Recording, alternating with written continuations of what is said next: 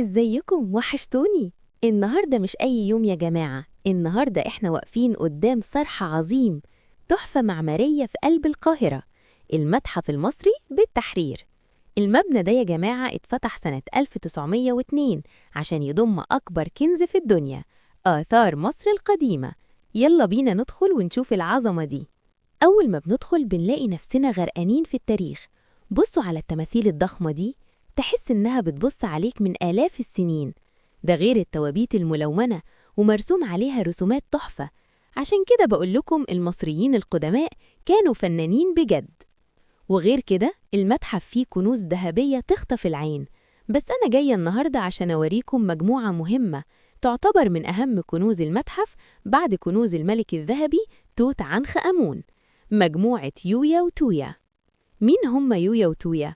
دول كانوا ناس مهمين قوي قوي في عصر الأسرة ال18 في فترة حكم الملك أمنحتب الثالث.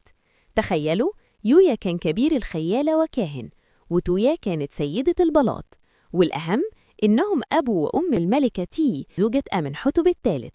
يعني مكانتهم كانت عالية جدا. يا جماعة المقبرة بتاعتهم في وادي الملوك اكتشفت سنة 1905 وكانت تقريبا كاملة وسليمة. ده اللي خلى الاكتشاف ده ضجة عالمية وقتها. تعالوا نشوف الحاجات اللي طلعوها من مقبرتهم.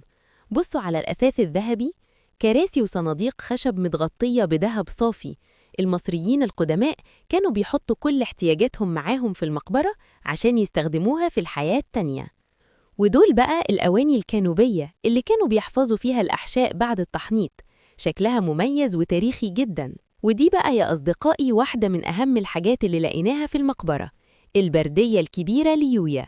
البردية دي كانت عبارة عن نسخة من كتاب الموتى، اللي بيعتبر دليل إرشادي ديني بيفهم المتوفى إزاي يمشي في العالم الآخر ويعدي من اختبارات الآلهة عشان يوصل للخلود. الرسومات والكتاب الهيروغليفي عليها تحفة وتاريخية جداً. يا رب تكون الجولة السريعة دي عجبتكم، وكونوا شفتوا معايا عظمة كنوز يويا وتويا والمتحف المصري بالتحرير. المتحف ده بجد كنز، لازم كلنا نيجي ونزوره. استنوني في مغامرة جديدة، وما تنسوش دعمكم للقناة مهم ليا جدا عشان أقدر أوريكم كنوز مصر كلها.